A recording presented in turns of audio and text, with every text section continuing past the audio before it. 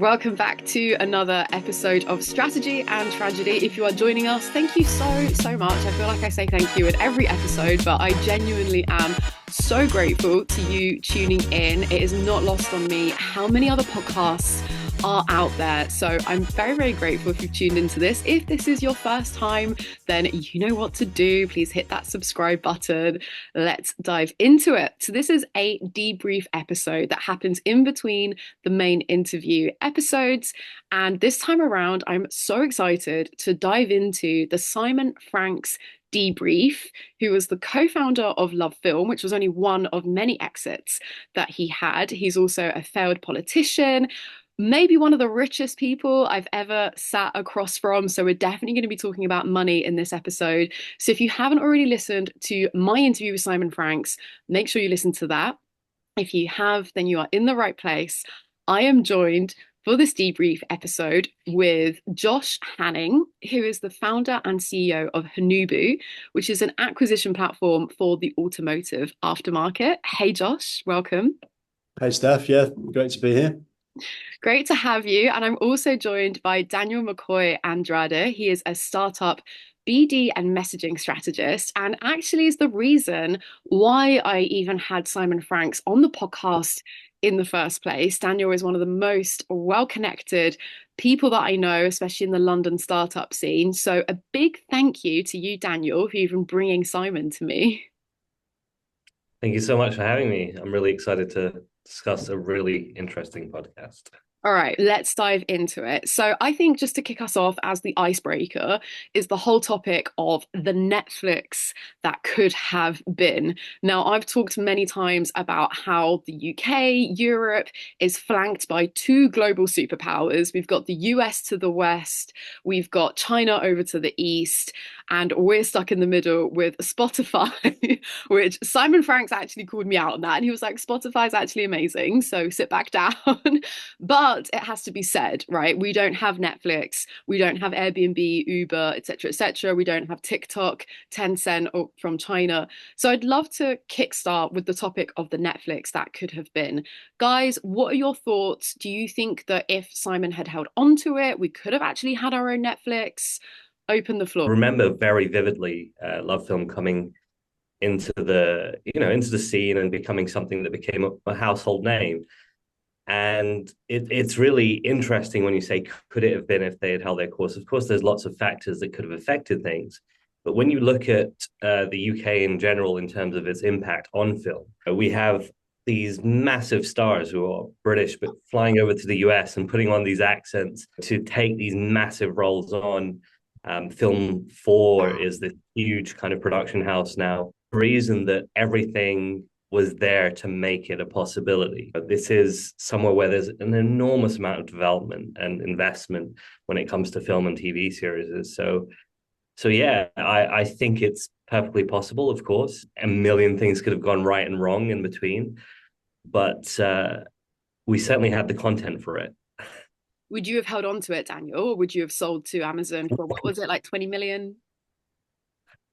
It's impossible to kind of put yourself in those shoes, and it's one of those things that if you were there, you don't know what you were faced with. And what was really interesting from the podcast is that by that point, because VC money had entered, his hands were somewhat tied. Even if the passion was there, you had to get everyone to buy into that journey, to that passion.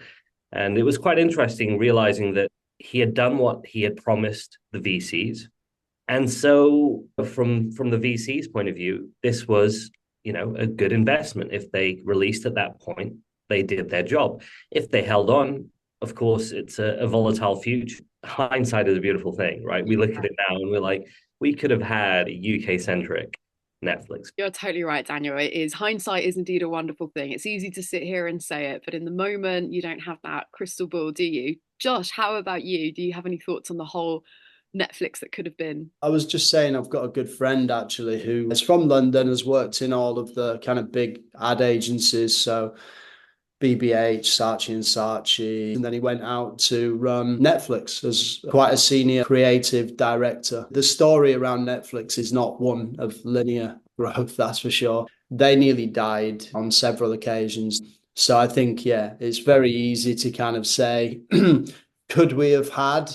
Netflix almost didn't make it through. So the stories are always with these things, there's always a near-death experience. It's so difficult, isn't it, as a founder at that point when you're offered a life-changing event to continue down a path that you know you're going to have to take more really significant risks. That often is the case. So yeah, I know from listening to his story that it was definitely very, very close. And I think with the US as well, they've just got deeper pockets, and sometimes that's what you need to actually ride out those difficult times. And unfortunately, the UK doesn't have the level of VC that the US has. And on deep pockets, we're definitely going to come on to the whole money front, but I'll just put a pin in that for a quick second, because actually, Josh, you reminded me of the great book That Will Never Work, which was all about the Netflix story. Have you both read it? I haven't actually. I highly recommend it. Both of them are shaking their heads, so if you can't see them on screen, such a great book. It's by one of the co-founders of Netflix, and it does recount the highs, the lows, the near-death experiences, and obviously preaching to the choir here, the host of a show called Strategy and Tragedy, as what the show is all about is what actually went on behind closed doors, what were those near-death experiences. And just coming back to your point there, Josh, where in the moment, Daniel, you said yourself as well, like you don't know what you would actually do when you're in the moment and when you've been grafting away on something for years and years. And Josh, using your words there, is you're faced with this offer of this life-changing amount of money. I mean, the balls of steel that you would need to be like, no thanks, you can keep your 20 mil. I'm gonna see if I can make this even bigger, even better. I think that Simon was actually one. Obviously, there were many co-founders in the mix, because it was lots of different smaller businesses that were acquired that made it Love Film and then packaged up to ultimately become that exit.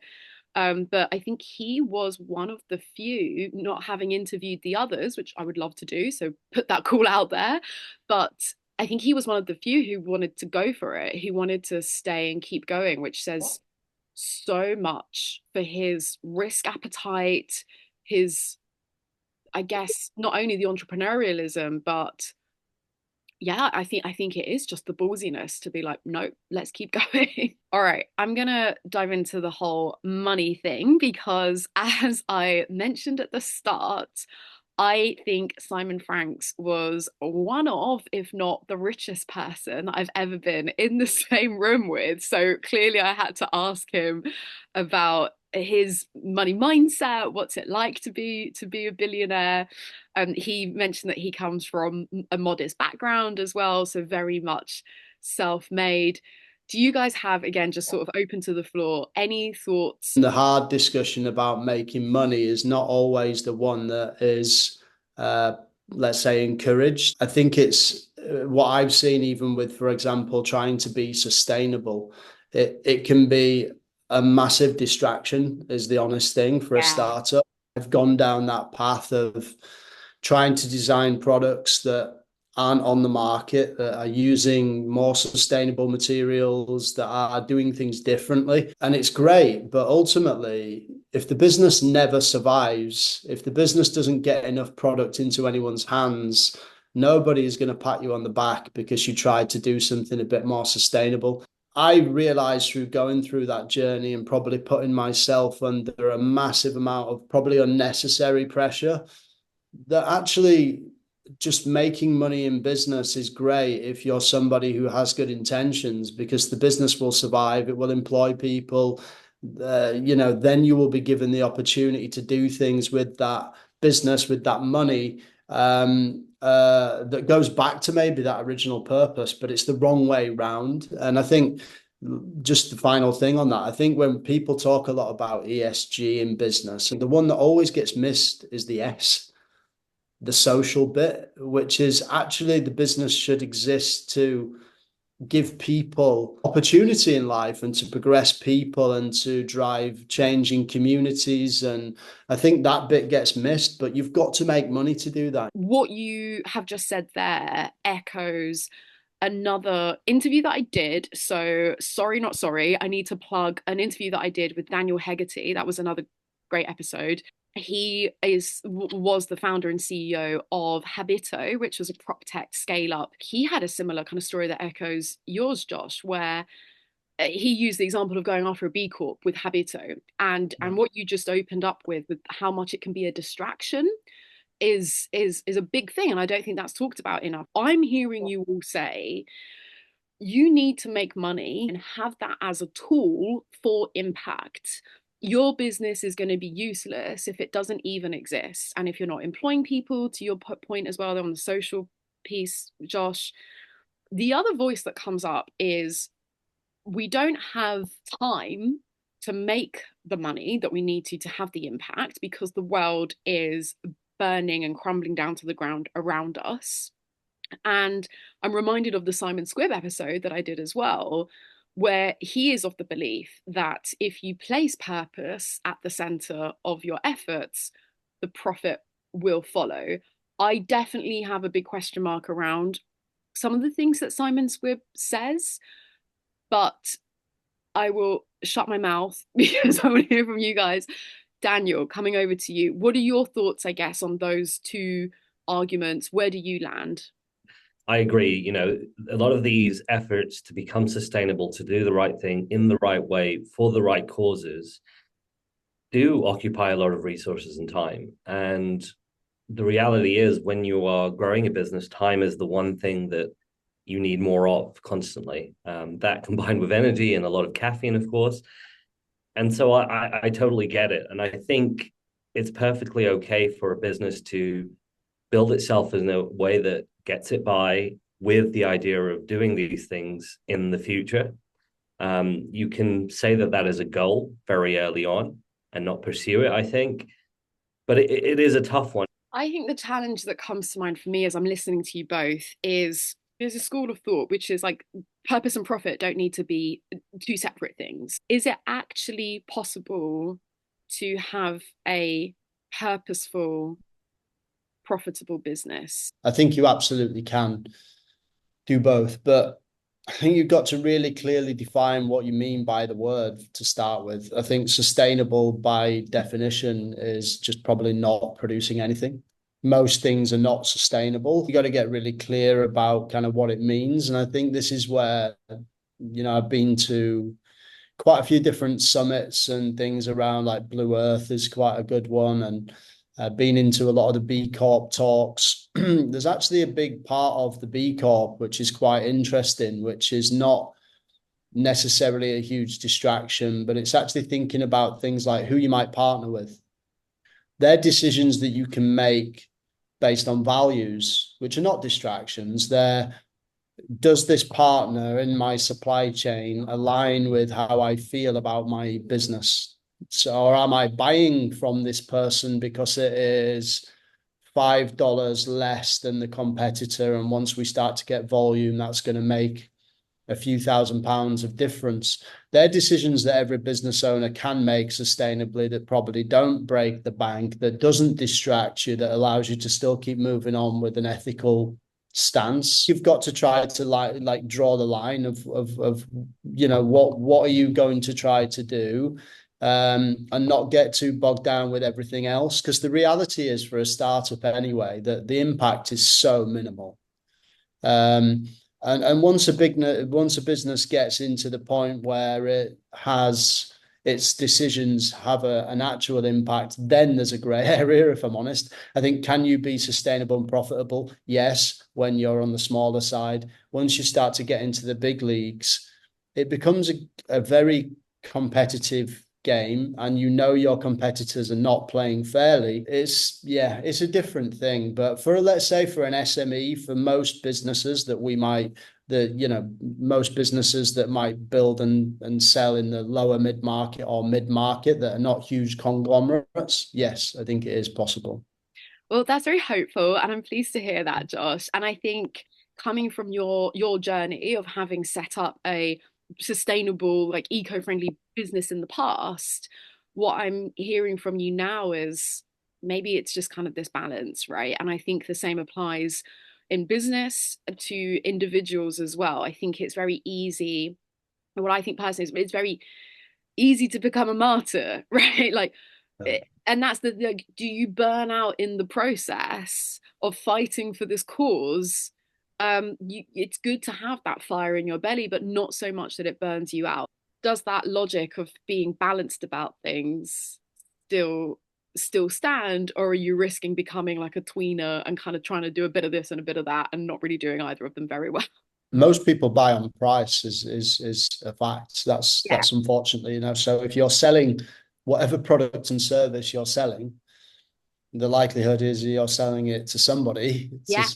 And the data is, this is not my opinion, the data is quite clear on the fact that the majority of consumers will buy based on price. So if you have obviously two fairly comparable products, the majority of people will buy based on how much it costs. So that's the challenge that you have to overcome, which can be overcome if you're delivering something else, which Daniel alluded to, I think, earlier, which was time, right? So if you're delivering some form of convenience or something that is faster, and then you're falling into the tech sphere, not probably too much the physical goods sphere, but there are elements of it. It's hard, right? It's, if you're not giving someone time or convenience, then the sustainable side of it isn't often top of mind for mass market. And if you want to build a big business, you want a big mass market. So that's the dilemma you've got. Yeah. And from my marketing and branding perspective, what comes up for me is that messy middle in terms of both pricing and how that relates to your brand, right? And actually, again, to plug another episode, an interview I did with Mike Stevens, who was the founder of Peppersmith, this really successful peppermint brand. He was one of the first employees at Innocent. He was a fantastic guest to have on a show called Strategy and Tragedy, because he had this success. He exited Peppersmith, but then he had this failure of Kuroa, which was this bedding brand. And one of the mistakes from that was actually being in this messy middle, is being a tweener, because it wasn't this luxury premium bedding brand. But again, it's not an IKEA bed set either. So what exactly are you competing on? All right. What this links to is the thought of entrepreneurialism as a force for good. So Simon Franks, after his failure into the politics game, which was crazy, he was saying he was being sent death threats and things in the post. Like, that was crazy. We didn't have enough time to go into that more deeply, but again, similar to Simon Squibb, both of them tried to become politicians, and having seen how it works and having had a front row seat to the corruption and the retaliation that you get from people, were just like, no, not for me. And so it helped them see how much you can actually have more of an impact as an entrepreneur versus going into politics. Any thoughts on that, Daniel? I can see you're smiling. I want to come over to you anyway. So the funny thing about that is it was a really tense time. So he obviously got into politics, in and around the whole Brexit referendum being debated pre-vote, and there were a lot of strong emotions. So I feel really sorry for him that he tried to do something quite pure. Essentially, if I remember correctly, he was kind of talking about how you have to be affiliated fully with the party to really get anywhere politically. And that obviously stops a lot of really, really intelligent people that have a focus in on around one particular issue getting involved, which is always something I found very interesting, that we have somebody heading up health or education, but they may have never really set foot in a school apart from when they were a student. But that's the job they're given. So it's an interesting one, actually. Daniel. Yeah. No, it's a strange thing, and I have had the privilege of working within a startup that leverages, the opportunities that come from government. So that would involve going into events at Parliament and seeing a little bit too far behind and also having that kind of, not so comfortable feeling about the mechanics at play there. So it's quite an interesting one. Yeah, you can still influence government from the business perspective, and I've definitely heard many people say, actually, it is the big CEOs that have much more power than the politicians anyway. Absolutely. We've seen very recently, that it helps being in charge of a social media platform. Yeah. Josh, any thoughts? Have you ever had any scrapes with any politicians or any views on politics versus entrepreneurship as a force for good? I'm really against the whole system, if I'm honest. Controversial or not, so I don't vote. I think it's completely broken, and have done actually for, well, I haven't believed in it for a lot of years, and probably quite controversially until let's say more recently. I think I always felt a bit like the black sheep in the room. I think a lot of people use the usual argument, you can't have an opinion if you don't vote, was what I would hear a lot. I think people now are probably like, maybe you had a point. Yeah. I just don't, I think the system is fundamentally flawed. And if anything's going to really change, certainly the UK political system, it really needs just upending. So I think you're better off just doing what entrepreneurs do, which is, there are problems. There are some things we can fix. There are some things we can't fix. There are some things we can control and some things we can't. And you choose which path you're on. And I like to choose the path of the things I can control, I'll do something about, and the other things I'll not get too emotional about. Yeah, I think it's quite timely that we're having this conversation a few days after Bonfire Night here in the UK as well, because Josh, you're sounding like a modern day Guy Fawkes. Yeah, yeah. Taking fireworks to the Houses of Parliament. Yeah, it's funny, right? Because it's like the topics that were once deemed just kind of small talk, or the topics to avoid in conversation, are now forced into the conversation because they're blurring the lines with entertainment, especially in the US, and it's affecting just such huge issues that I definitely feel should not even be up for debate. Daniel, you mentioned to me the other day how progress isn't always linear, which I loved. It's not always a constant progress towards something. There are all these setbacks, there's all these things in the way, and it is very disheartening how this stuff happens that really does seem to suck so much energy and feel so unproductive when we could be working towards solving these real problems. So this is again where entrepreneurship is, it sounds at least like the answer to the question. Conscious of time, we've got about 5-10 minutes left. Those were some of my talking points that I wanted to bring into the conversation. Was there anything else that you guys either disagreed with what Simon was saying, or something that really resonated? I quite liked that, the podcast began with, describing his journey into entrepreneurship, and then ultimately ends with him being the one holding the funds that allow, future companies to have a chance and to start. It sounds like a good way to have a bit of empathy when he's sitting across from a new founder or looking at a pitch deck. He's able to kind of put himself in their situation, which is quite a nice kind of thing. And the thing that's always kind of struck me as quite nice about what he does is the philanthropy kind of aspect. If you look into him and go on his LinkedIn, you'd see that his platform is used as a vehicle for good. So I kind of like the full circleness of it all. Obviously, it doesn't always work out like that. But he could have easily, rather than going down the VC route, he could have rolled up his sleeves and done yet another company. He is a multi-exit founder after all. But I do like that he found, at least my impression of it was that he found his piece, and he achieved what he wanted. He had capital to make meaningful change, and that was quite nice. I thought it was a nice little story. I love that, and I'm really happy that you brought up the philanthropy piece, because I haven't touched on that yet. Josh, back to you. Is there anything we haven't already covered that you'd like to share? The one that stuck out for me that we haven't discussed was just around exits, and this is something that comes up a lot with, and everyone has a different take on it, but I see a lot short-term mindset.